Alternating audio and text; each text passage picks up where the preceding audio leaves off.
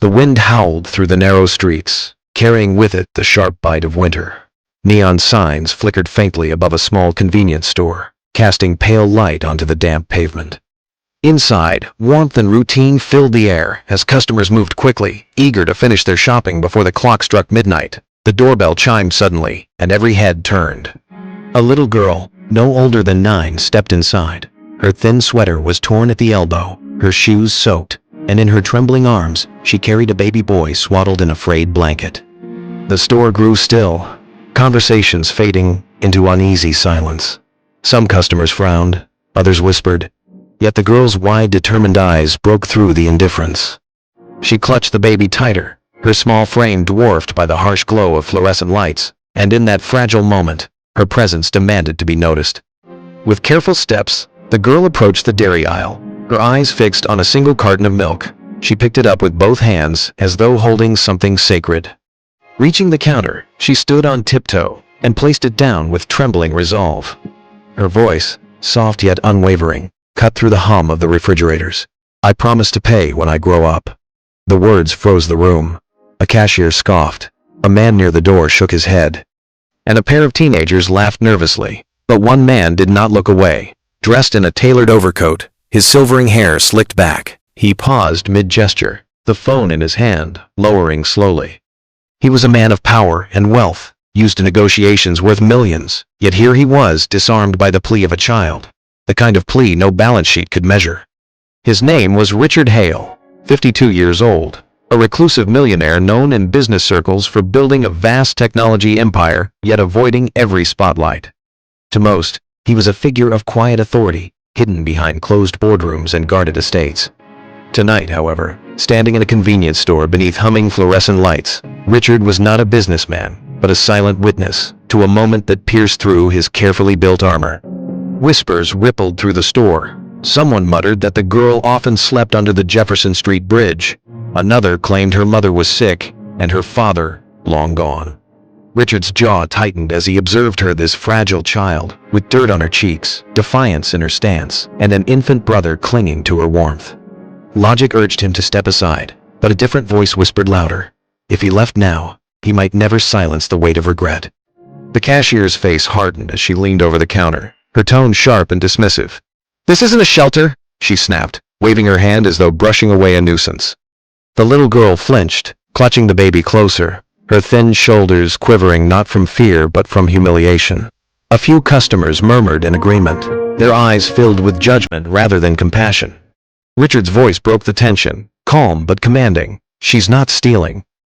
The cashier blinked, startled, recognizing him instantly, though unsure how to respond. Whispers spread quickly, his name carried weight, even here. Yet Richard ignored them, kneeling to meet the girl's gaze. "What's your name?" he asked gently. Her lips parted, hesitant, before she whispered, "Clara, and this is my brother Daniel. He's one." Her small hand stroked the baby's head protectively, as though to shield him from the cruelty of the world. Richard's eyes softened as he studied the child. The baby whimpered faintly, his tiny fists tugging at the blanket. Clara explained haltingly, "We ran out of milk yesterday. He kept crying, and Mama, she was sleeping, so I came." Her words carried the weight of a burden far too heavy for her age. The store felt colder, every sound sharper, as the truth settled in. "Do you have a coat?" Richard asked, glancing at her thin sweater. Clara shook her head quickly. "I only had this blanket. It's all that's warm." Richard straightened slowly, the businessman in him calculating choices as if this were another high-stakes deal. But the stakes here were far more personal. "Stay close to me," he said firmly. He turned to the shelves, gathering milk, formula, bread, diapers, and socks. Clara followed timidly, her eyes wide, as if uncertain whether to trust this unexpected ally. At the checkout, Clara reached up on tiptoe, placing the milk onto the counter with 2 trembling hands, her face solemn. "Thank you, sir," she whispered. "But I mean it. I'll pay you back when I grow up." The words struck Richard deeper than he expected, more profound than any contract or promise he had ever heard. He nodded once, his voice low. "I don't doubt you." The cashier avoided his gaze now, scanning items in silence, her earlier arrogance gone. As they stepped outside, the icy wind cut through the night, tugging at Clara's thin clothes. She blinked rapidly, trying to keep tears from freezing on her cheeks. Richard adjusted his coat, fighting the urge to wrap it around her. Responsibility pressed upon him, heavier than any corporate empire. He asked quietly, "Where are you staying?" Clara hesitated, then answered, "Under the bridge, but it's not safe." The night air sliced colder as they stepped into the dimly lit street. Clara held Daniel close, her small frame bending under the weight of both the child and the world she carried. Richard slowed his stride to match hers, his polished shoes splashing through puddles beside her frayed sneakers. She glanced up once, uncertain, and whispered, "People yell when they see us, but you can come, if you want. Just don't talk too loud." Mama gets scared. Richard's chest tightened at her words, at the idea of a child guarding her mother instead of the other way around. They walked in silence, the distant roar of cars above growing louder as the outline of the Jefferson Bridge came into view. Shadows pooled beneath it, mingling with the smell of damp concrete and oil. Clara stopped at a narrow corner, pointing quietly. "There. That's where we stay." Beneath the bridge, behind rusted shopping carts and torn plastic sheets, a woman stirred restlessly on a pile of blankets. Her eyes were glassy, unfocused, until Clara's voice broke through gently. "Mama, it's me, and a man who helped us." The woman, Sarah, blinked rapidly, confusion etched into every line of her face. She sat upright, clutching the blanket tightly, her gaze darting toward Richard with suspicion. "You weren't supposed to leave," she muttered, her voice slurred. Clara handed Daniel to her mother, who quieted instantly as his tiny hand brushed her cheek. Richard kept his distance, bowing his head slightly in respect. The scene unfolded like a fragile painting, the child bridging two worlds, the mother teetering on the edge of collapse, and himself, an outsider intruding on their broken sanctuary. "I'll come back tomorrow," Richard said softly. Clara tilted her head. "Why?" His reply was simple. "Because someone should." Later that evening, Richard sat alone in his glass-walled penthouse. The city sprawled beneath him in dazzling lights that suddenly felt meaningless. His reflection stared back from the window. A man who had built fortunes, negotiated power, and evaded headlines, yet found himself haunted by a promise whispered by a child in rags. He poured a glass of scotch but left it untouched, his thoughts drifting to Clara's defiant eyes, Daniel's fragile cry, Sarah's hollow gaze. Wealth had given him everything except the ability to ignore what he had seen. Somewhere under a freezing bridge, a little girl was humming softly to her brother, wrapped in a coat that was not her own. Richard leaned back in his chair, the weight of responsibility pressing harder than ever. For the first time in years, he felt that perhaps the richest thing he could be was needed. The following morning, Richard drove back to the bridge, the engine of his black SUV purring softly against the restless hum of traffic above. He dressed simply this time, in jeans and a navy sweatshirt, determined not to stand out like the man from glossy magazines. His heart pounded as he stepped into the shadowed underpass, fearing he might find only an empty corner. But there they were. Clara curled on a flattened box, Daniel pressed tightly against her chest, both still asleep. At the faint crunch of his footsteps, Clara stirred instantly, alert like a small animal bracing for danger. Her face softened when she saw him. "You came back," she whispered. Richard crouched beside her, offering a thermos of cocoa. Clara's eyes widened as she sipped carefully, her voice trembling with wonder. "It tastes like Christmas." Richard smiled faintly. That was the idea. From behind the plastic sheet came a rustle, followed by the uneven steps of Sarah. Her hair hung tangled over her shoulders, her eyes narrowing as she spotted Richard. "You again," she said hoarsely, suspicion dripping from every syllable. Richard raised a small paper bag. Breakfast, egg sandwiches, blankets. Sarah scoffed. "Rich men think blankets fix things." He met her gaze calmly. "They don't, but they help." He set the bag down and stepped back, his movements careful, non-threatening. Clara eagerly pulled one sandwich free, offering half to her mother. For a moment, Sarah hesitated, then took a bite, her eyes never leaving Richard's Clara. "People like you don't belong here," she said bitterly. Richard's reply was steady, almost gentle. "Neither do you." The silence that followed was heavier than the roar of cars overhead. It was the silence of two worlds colliding, testing each other's truths. As the morning light filtered beneath the bridge, Sarah finally sat down, her blanket wrapped tight around her. "Why are you here?" she asked, her voice sharper now, less fragile. Richard hesitated before answering. "Because your daughter trusted me, and because last night when I left, it didn't feel right." Sarah studied him with guarded suspicion. "You feel guilty. You'll drop off food for a few days. Maybe hand out warm words. Then disappear. They always disappear." Clara interrupted quickly, her young voice earnest. "Mama, he talked to me like I was a real person." The words hung in the cold air, forcing Sarah to look away. For the first time, her defenses cracked slightly, revealing exhaustion beneath defiance. "If you really want to help," she muttered, "don't just bring food. Bring a way out." Richard's breath caught. He realized she wasn't asking for charity. She was asking for salvation. Richard exhaled slowly, the weight of Sarah's words pressing into his chest. "A way out," he repeated, as if testing the shape of the phrase. His gaze moved between her tired eyes, Clara's hopeful face, and the fragile bundle in her arms. "There's a small motel a few blocks away," he said at last. "Clean beds, hot showers, locked doors. I can get you a room for a week, no strings attached." Clara's head snapped toward her mother, her eyes wide, almost pleading. Sarah narrowed her gaze, suspicion hardening again. "What's the catch?" Richard shook his head. "No catch, just a chance to rest." For a long moment she said nothing, then finally whispered, "If you lie to us, if this is a trick." "It's not," Richard replied firmly. "I don't want gratitude. Just give your children a night with safety." Slowly, Sarah nodded. "Then we'll go." The motel sat 3 blocks from the bridge, a squat building with faded paint and buzzing neon. Richard handled the paperwork swiftly, arranging for toiletries and fresh clothes to be delivered within the hour. When they entered the room, Clara stopped in the doorway, her small frame stiff with disbelief. The heater wheezed to life, filling the space with blessed warmth. She spun slowly, clutching Daniel tightly, as though afraid the vision might vanish. "It's warm," she whispered.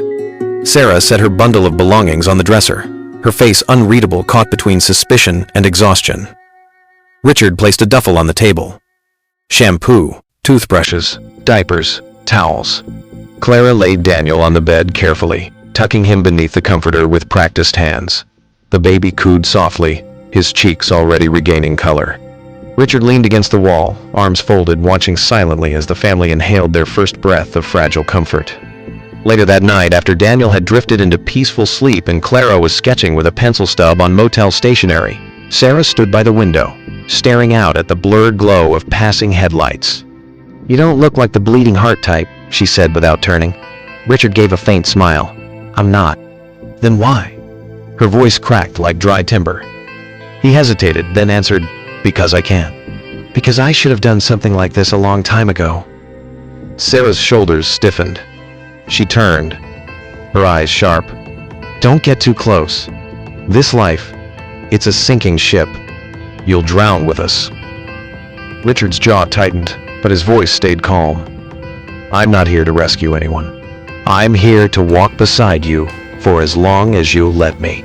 Sarah said nothing, yet for the first time, her guarded expression wavered, and doubt gave way to the faintest spark of belief. The morning sun streamed faintly through the motel blinds, casting pale stripes across the worn carpet. Richard arrived with a bag of pastries and a new coat folded neatly over his arm, his step quickened by a strange sense of anticipation. But when he reached room 109, the door stood ajar. His heart thudded. Inside, the bed was made with military precision, the toiletries untouched, the blankets folded in a neat pile. The room was empty. He rushed to the front desk where a bored clerk chewed gum. "The family in 109, where are they?" Richard demanded. The clerk shrugged. "The lady came down early, left the key, said they couldn't stay." Richard swallowed hard, scanning the street through the glass doors. The sidewalks shimmered with drizzle, but there was no trace of them. They had vanished into the city like ghosts, leaving behind nothing but silence. By noon, Richard was driving across neighborhoods he hadn't visited in decades. The gleaming SUV felt out of place among cracked sidewalks and shuttered storefronts. He stopped at shelters, soup kitchens, and community centers, showing staff a photo of the coat Clara had worn. Most shook their heads politely, some with pity. At one brick community center, a thin woman behind the desk furrowed her brow. I think I saw her. A girl with a baby. Nervous. Dirty coat. She asked about food banks near Wilshire. It wasn't much, but it was a lead. Richard thanked her and left, determination burning beneath the weight of worry. As traffic thickened, he gripped the steering wheel harder. For years, he had been a man who let others handle every problem, every crisis. Now he was chasing shadows of a family who owed him nothing, but whom he couldn't stop searching for. Evening fell with amber light, bleeding into the city skyline. Richard wandered into a corner store near Vermont Avenue, exhaustion heavy on his shoulders. He bought a pack of gum just to ask the cashier, "Have you seen a little girl carrying a baby?" The man shook his head, uninterested. As Richard turned to leave, something caught his eye. A corkboard cluttered with faded flyers and business cards. Near the bottom, a note was pinned in shaky handwriting. Found. Children's jacket. Blue with stars. Size XS. Found on Wilshire and Hoover.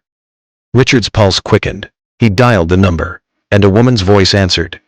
"Yes, I saw them," she said softly. The girl dropped it near the laundromat. They were heading toward MacArthur Park. Relief and dread collided in Richard's chest. It wasn't just a lead, it was proof they were still out there, but barely hanging on. And he wasn't done yet. MacArthur Park was alive with fading sunlight and restless pigeons circling the lake. Richard walked slowly across cracked pavement, scanning every bench, every hedge, his eyes sharp with desperation. Then he heard a faint sound carried by the wind. It wasn't crying, it was humming, soft and uneven, like a lullaby. His steps quickened until he rounded a low hedge, and there she was. Clara sat hunched, rocking Daniel gently in her arms, her lips moving with the fragile tune. Her face was pale, lips cracked, yet when she lifted her head and saw him, her eyes widened with astonishment.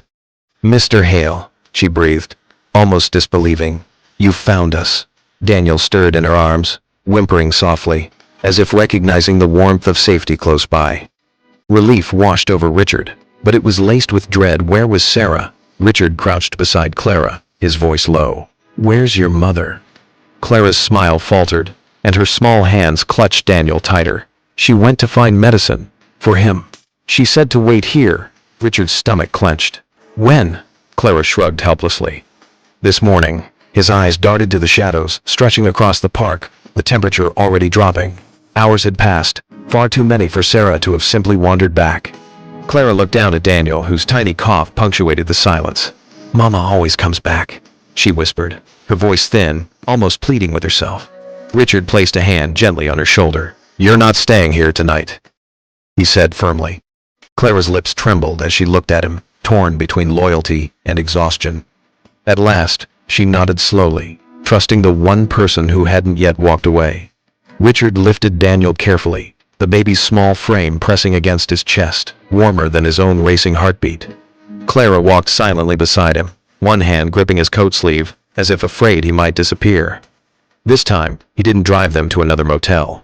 The elevator chimed softly as it opened into his penthouse, glass walls reflecting the city lights that sprawled endlessly beyond. Clara stepped inside hesitantly, her eyes wide at the gleaming floors and tall windows. "This is where you live?" she whispered. Richard nodded. "For now, it's where you'll live too." He laid Daniel gently on the leather couch, covering him with a throw blanket, then turned to Clara. "You'll have your own room, a bed with a big window." Tears welled in her eyes. "I've never had my own bed." Richard managed a soft smile. "Then, it's about time." The following evening, Richard's penthouse was quiet, except for the hum of the heater and Clara's soft breathing as she colored at the kitchen island. Then, the elevator chimed. Richard turned, heart tightening.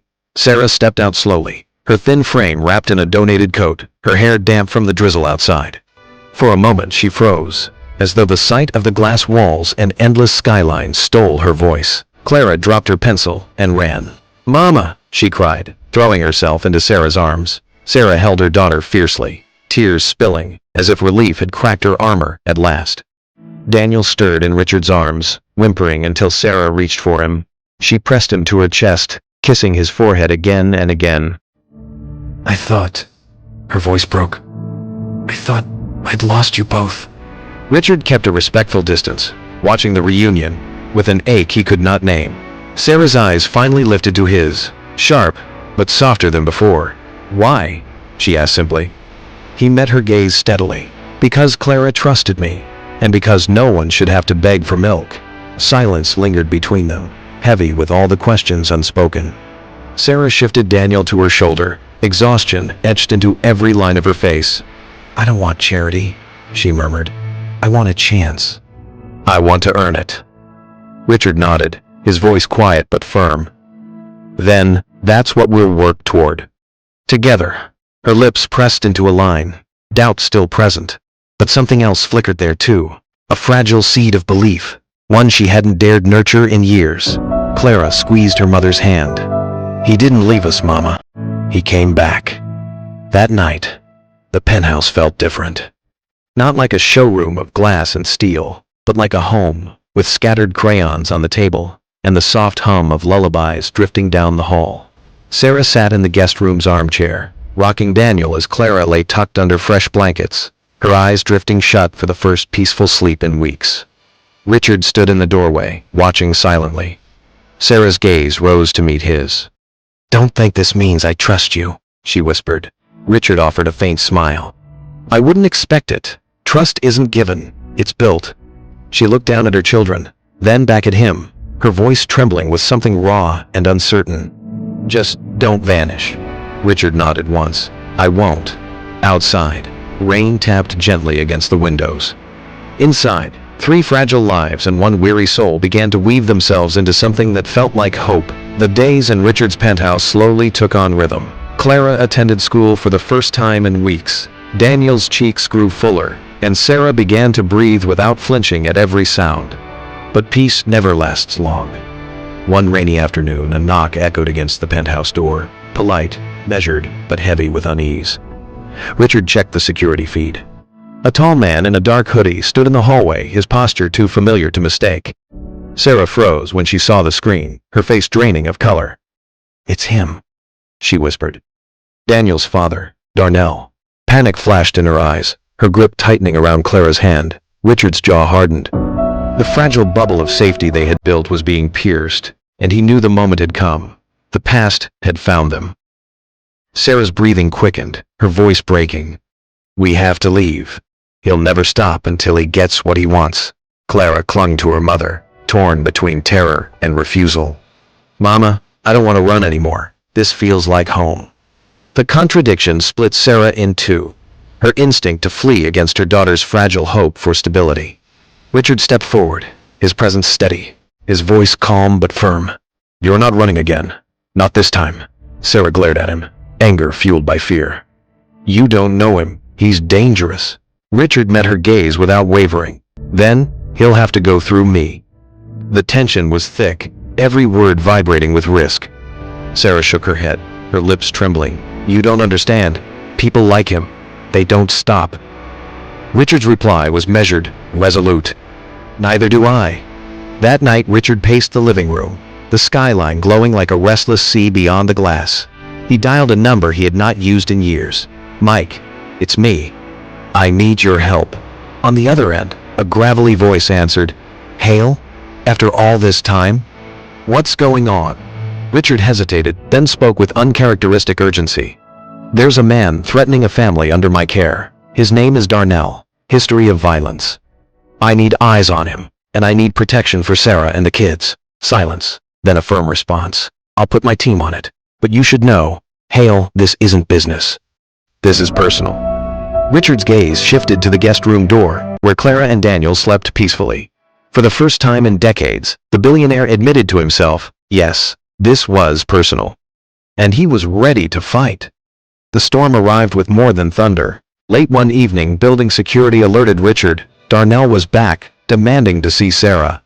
Richard and Mike rushed to the lobby where Darnell paced like a predator, his eyes sharp and hungry. "She owes me," he snarled. Richard stepped forward, his voice low but unwavering. "She owes you nothing. Not now, not ever." Darnell lunged, but the guards intercepted him. Chaos erupted in seconds. Clara, hidden behind Sarah upstairs, clutched Daniel tightly, her small body shaking. Sarah's heart hammered as she heard Darnell's rage echo up the marble walls. Richard didn't flinch. With Mike's team and police arriving, the fight ended swiftly. Darnell was restrained, shouting curses, but powerless. For the first time, Sarah realized she was not alone in her fear. Someone had stood up, and the nightmare was over. The following morning was quiet. The storm passed, sunlight spilling across the city skyline. Sarah sat at the dining table, her hands wrapped around a mug of tea, trembling but steadying with every sip. Clara played nearby, sketching the word home in bold letters on scrap paper. Richard placed a folder before Sarah: legal documents, transitional housing options, and an offer of support. "This isn't charity," he said gently. "This is a foundation to rebuild." Sarah looked at him, her eyes brimming with gratitude she couldn't voice. For years, she had survived by running, hiding, enduring. Now, for the first time, she saw the possibility of standing still, of planting roots. "I want to try," she whispered. Richard nodded. "Then we begin today." And with that, the weight of survival slowly shifted into the fragile but powerful weight of possibility. That evening, Clara crawled into Richard's study, clutching the same crumpled sketch she had once given him, a tall man holding hands with a girl and a baby. "I'll still pay you back when I grow up," she said softly, her eyes wide with innocent determination. Richard's throat tightened, his hand resting gently on her shoulder. "You already have," he replied. Sarah, standing in the doorway, watched the exchange silently, tears forming, but not from despair. They were tears of release, of healing. For Richard, the penthouse no longer felt like a museum of glass and silence. It felt alive, filled with voices and warmth.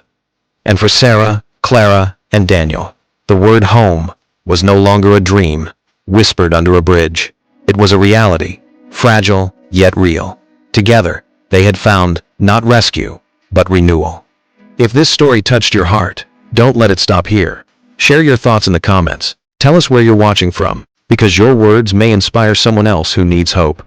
Like this video if you believe that compassion can change lives, even in the darkest of moments. And if you want to hear more powerful short stories that stir the soul and remind us of the strength of humanity, subscribe to our channel and join this growing family. Together, we can keep these voices alive. Thank you for watching, and remember, every promise carries power.